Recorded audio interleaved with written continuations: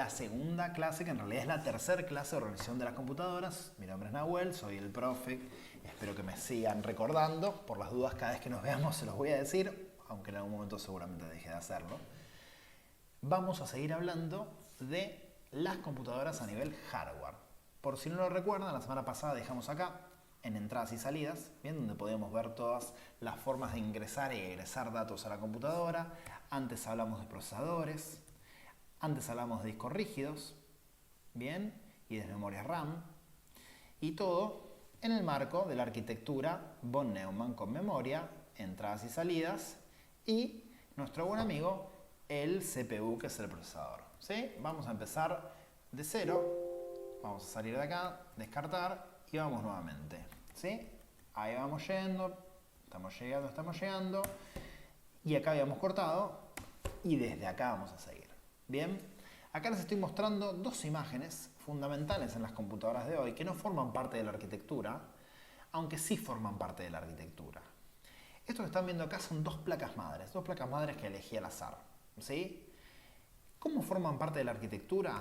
Bueno, de alguna forma, cuando vemos la arquitectura de von Neumann, fíjense que nos habla del bus de datos. ¿Qué es el bus de datos? Por ahí pasan los ceros y los unos. ¿Sí? ¿Qué son los ceros y los unos? El sistema binario con el que se comunican los componentes electrónicos. Entonces, esos ceros y unos pasan por el bus de datos. ¿El bus de datos qué es? Es una pista de cobre. Bien, que las pistas de cobre son muy buenas para transferir electricidad, para transferir pulsos eléctricos. O sea que esos ceros y unos que usamos para comunicarnos en el sistema binario, cuando pasan por la placa madre y por los buses, se transforman en impulsos eléctricos. ¿Sí? Todos esos buses, que son un montón, realmente son muchísimos, están en la placa madre. Y lo que hace es conectar todos los componentes de nuestra computadora. Fíjense esta placa madre que vemos acá arriba. ¿Sí? Es bastante vieja. Si no me equivoco, es una placa madre, un Pentium 3. ¿Cómo me doy cuenta? Por su socket, que es bastante viejo. Fíjense, acá tienen el socket. ¿Qué hacía el socket? Vamos. Exactamente, muy bien. Acá ponemos el procesador, ¿bien? O CPU. Acá ponemos el procesador. En estos conectores azules que vemos acá, aunque le vamos a llamar slots, ponemos la memoria RAM. Agarramos la memoria RAM, clac, y las colocamos ahí. Y hago clac porque es el ruido que hacen cuando las colocamos bien. Acá abajo podemos ver todos los conectores de entradas y salidas, ¿sí? Todos los puertos. Y si vemos en detalle, vamos a notar que acá dice, ven, ID Connection. Bueno, en este conector negro de acá arriba se conectaban los antiguos discos rígidos. Hoy por hoy ya no corre más. Hoy por hoy los discos rígidos se conectan con conectores SATA. Escribir con el mouse es horrible. Bien. Fíjense, a ver si en este de acá abajo, en este madre, tenemos algún conector SATA. No estoy viendo, increíblemente. Yo creo que debe tener, pero por las perspectivas no lo estamos viendo. Miren, no quedó bien eso. Pero acá sí tenemos una placa madre donde vamos a tener conectores SATA. ¿Sí?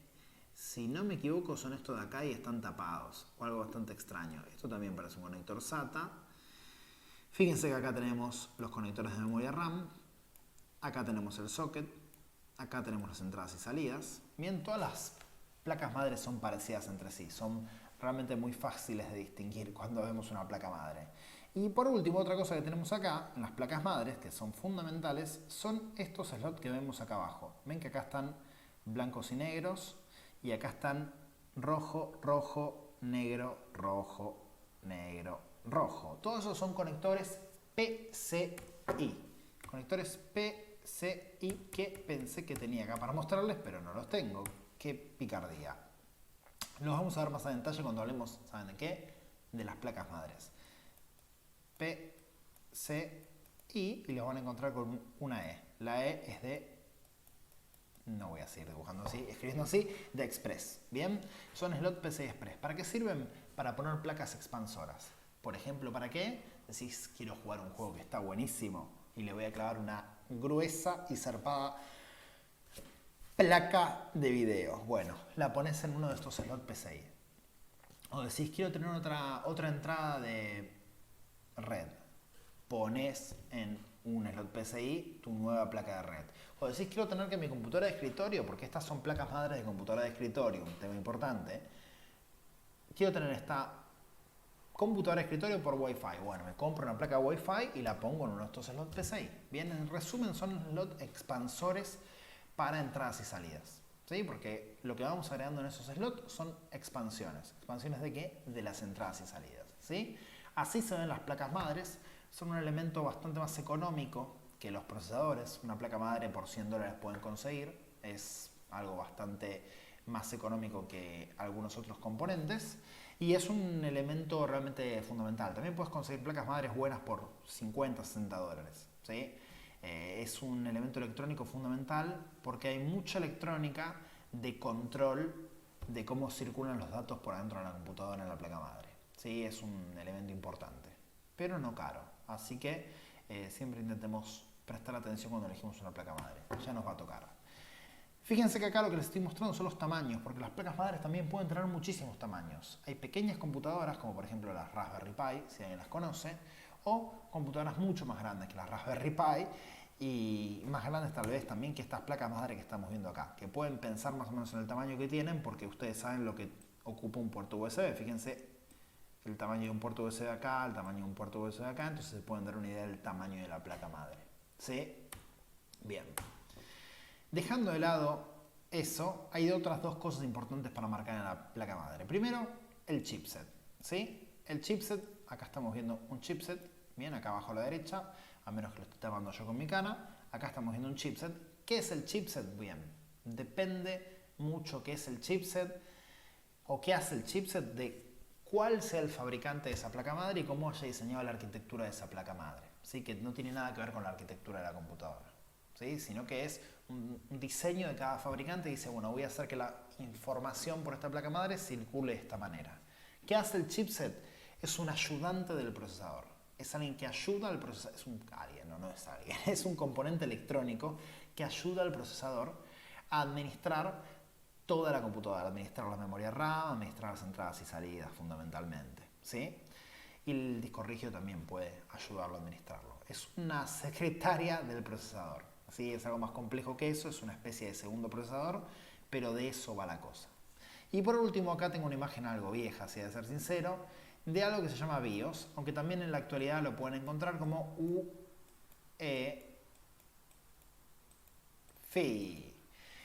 La UEFI o la BIOS es un software inicial que en realidad llamamos firmware, que cuando prendemos la computadora dice, a ver, memoria RAM, presente, funciona. Disco rígido, presente, funciona. Electrónica general, funciona. Esto funciona. Teclado, funciona. Bueno, una vez que encuentra que todo funciona, dice, bueno, perfecto. ¿Dónde está el sistema operativo? Windows, Linux, el sistema operativo que sea. Ahí está. Bueno, todo el hardware funciona. Toma, encárgate. Es el que se encarga de arrancar la computadora, en resumidas cuentas, y en poner en funcionamiento todo el hardware. ¿Mediante qué? Mediante algo llamado rutina POS. Que adivinen qué. Lo vamos a ver más adelante. Recuerden que vamos de arriba hacia abajo, de lo global a lo puntual. A medida que vayamos avanzando las clases, vamos a ver cada vez con mayor detalle estas cosas. ¿Sí? La fuente de alimentación, porque todo esto sin electricidad no funciona. ¿Bien? Disculpas. Fíjense, voy a tomar agua. Mientras tanto, ustedes observan la fuente de alimentación. ¿Qué observaron? ¿Qué vieron? Cuéntenme. Piensen. Sí, exactamente. Tiene un ventilador acá arriba, tiene un ventilador acá abajo. No son todas las fuentes así, como esta que estamos viendo acá. La principal función de la fuente de alimentación es alimentar a la placa madre y a cada uno de sus componentes de energía para poder funcionar. ¿Sí?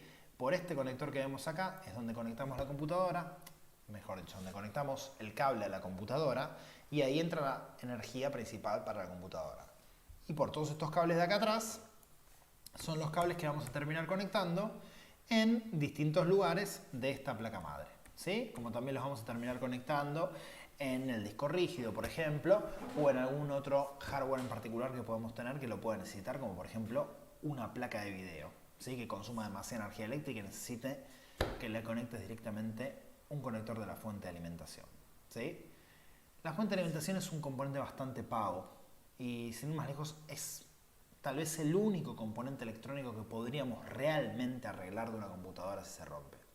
Cada vez que hablamos que reparamos computadoras es bastante mentiroso el término. Por lo general lo que hacemos es, hay una computadora que no funciona, la diagnosticamos, vemos qué le pasa y le cambiamos el componente.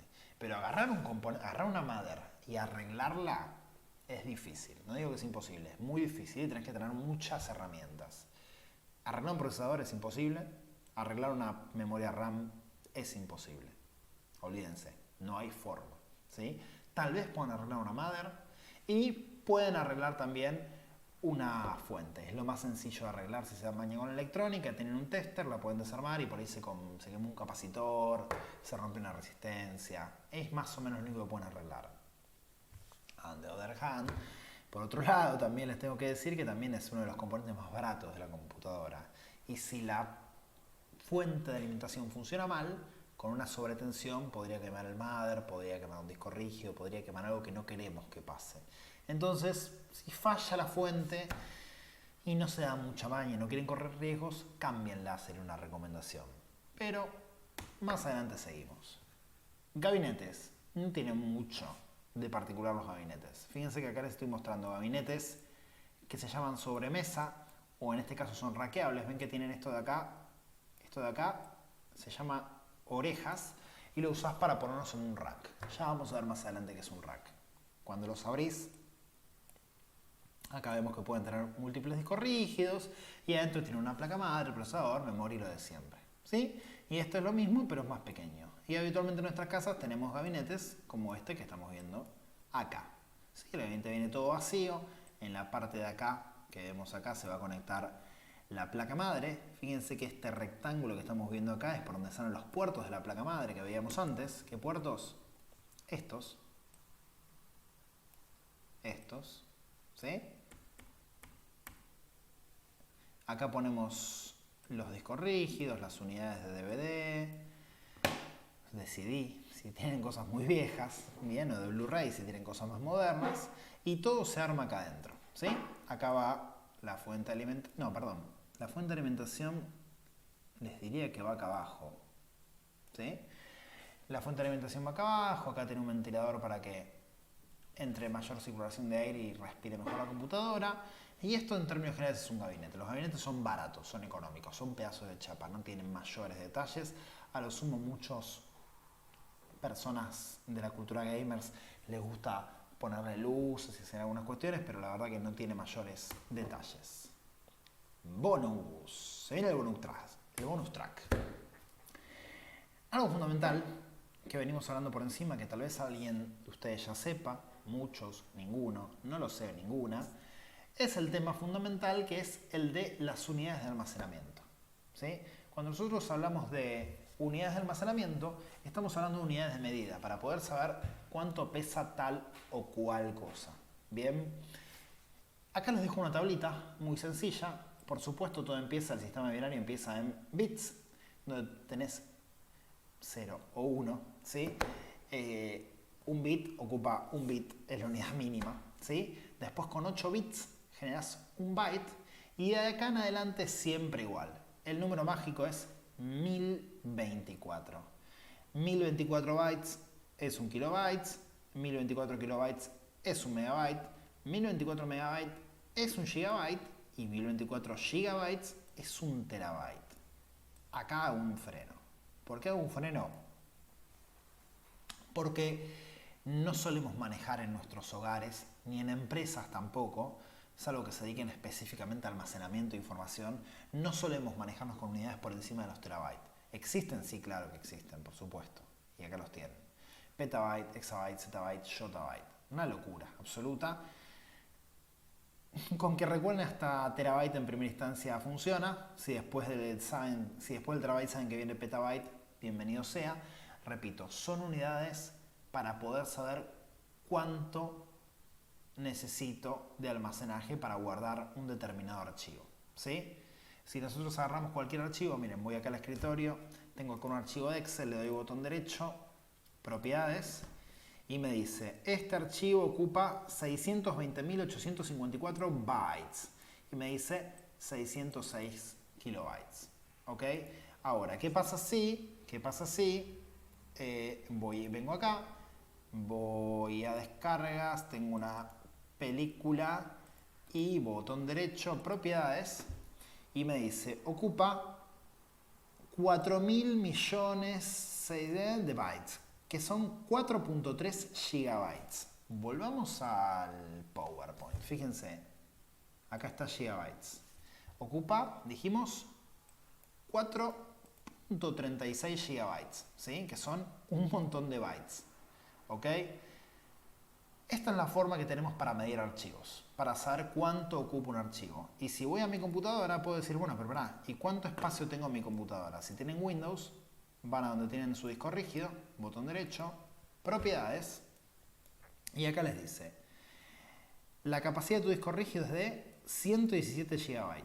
Y te dice, espacio utilizado 93 GB, espacio disponible 24.7 GB. Bien, tengo un disco rígido de 117 GB de capacidad, que en realidad es un poquito más, pero no importa, 117 GB de capacidad y me quedan 22 GB de espacio libre. Y una película en HD en 720p de calidad está ocupando 4.36 GB. Bien, las unidades medidas son algo muy importante que las tengamos en cuenta porque es lo que nos sirve para poder dimensionar cuánto espacio tenemos en el disco rígido, si podemos o no podemos instalar algo, si lo que tenemos va a entrar en un pendrive o va a entrar en una memoria micro SD, que son las que tenemos en los celulares, o en una memoria SD, que es la que usamos para las cámaras digitales. Bien, hay varios otros métodos de almacenamiento de información que no son el disco rígido o la memoria RAM, de los cuales no hablamos, ¿sí? Pero ustedes los conocen muy bien, ¿sí? Seguramente la mayoría de ustedes o algunos de ustedes ya sepan de qué se trata cuando hablamos de sistemas de unidades de almacenamiento, pero era importante que lo hablemos. Todo esto es en binario. Todo esto funciona gracias al sistema binario. ¿Cómo funciona? Siempre funciona de la misma manera. Como binario tiene el 0 y el 1, es un sistema numérico en base 2. ¿Qué quiere decir en base 2? Que tiene dos valores, 0 y 1. Entonces todo en binario es 2 a la n. Es una n bastante extraña. Pero van a ver que en computación, la informática en general, siempre es así. Es 2 a la n. Fíjense que es 8 bytes y después 1024 bytes y después van a ver que todo es así. Todo es 2 a la n. Lo van a ir viendo a medida que pasen las materias. Van a ver que en redes esto se va a repetir, por ejemplo, en lógica se va a repetir y demás cuestiones. ¿Ok? Acá les hago ejemplos. ¿Ven? Un Word puede ocupar 700 kilobytes, una extensión JPG, que es una imagen, puede ocupar 1.2 megabytes o mucho más. Un MP3, que es un archivo de sonido, podría ocupar 4.2 megabytes. O un MKB, que es un archivo de video, también puede ser MP4, puede ocupar 4.2 gigabytes. Es algo completamente habitual y normal ese tipo de peso. Bien, por lo general hablamos de peso. ¿Cuánto pesa ese archivo? En la jerga se dice de esa forma. La actividad, bienvenidos a la actividad que les voy a dejar. La actividad es que transformemos de estos 700 kilobytes a cuántos gigabytes son. De estos 1.2 megabytes a bytes. De estos megabytes a terabytes. Y de estos gigabytes a kilobytes. ¿Ok? Evidentemente, si agarran la computadora y ponen convertir unidades de almacenamiento, convertir megabyte, van a tener muchas páginas, mismo Google lo hace por ustedes. Podrían hacerlo tranquilamente. Yo los invito y las invito a que lo hagan de forma manual para que vean cómo es la metodología de ir haciendo la conversión de una unidad a otra, como lo harían si fueran centímetros a milímetros o de milímetros a centímetros y de centímetros a metros. ¿Sí? Yo les digo, tengo un metro, ¿cuántos centímetros son? Y un metro son 100 centímetros. Y 100 centímetros, ¿cuántos milímetros son? Y son 1000 milímetros. ¿Ok? ¿Se entiende? Ustedes van haciendo la conversión. Yo los recomiendo que lo hagan a mano, bien, para hacer esas pruebas. Después, el resto de sus vidas usarán la herramienta digital e informática que quieran, pero les recomendaría que lo hagan a mano. Esto lo van a tener en el Classroom, ¿sí? Como unas preguntas y lo van a poder llenar ahí. Bien, acá les doy una segunda actividad. Actividad número 2, recuerden, actividad número 1, conversión. Actividad número 2, que también lo van a tener en el Classroom. Expliquen qué tipo de información almacena cada una de estas archivos. Es algo que ya se los dije, pero quiero ver si lo recuerdan. Y en segundo lugar, no hace falta que lo descarguen, pero quiero que busquen en sus computadoras o en internet un archivo de cada uno de estos tipos. ¿Sí? ¿Sí? Escriban su nombre, su tamaño y convertirlo en la unidad requerida acá abajo, que es otra vez la unidad que pedimos antes. Solamente que por ahí ustedes se bajan o tienen un MP3 que ocupa 2 megas y lo tienen que pasar esos 2 megas a terabytes. Lo mismo con cada uno de estos archivos. ¿Sí? Pasemos el limpio. Actividad número 1, convertir estos valores a las unidades que tienen acá abajo. Actividad número 2, expliquen qué tipo de formato de archivos es cada uno de estos, o sea, qué información contiene. Y el segundo punto es que busquen, no hace falta descargar, un archivo de cada uno de ellos en su computadora o en internet, escriban su nombre, su tamaño y lo conviertan en la unidad requerida acá abajo. ¿Sí? Esas son las tareas que tienen para esta semana por ahora. Por ahora. Vayan entrando al Classroom, va a haber preguntas para que vayamos charlando. Cualquier consulta ya lo saben. Mail, Classroom, YouTube, mail, WhatsApp. No creo que haga falta. No tenés urgencia. Gracias por el tiempo, espero que les haya gustado la clase. Estamos haciendo lo mejor que se puede. Y gracias a todos los que hayan visto este video y les haya servido. Ojalá que así haya sido. Dejen sus comentarios, bienvenidos sean. Muchas gracias. Chau, chau.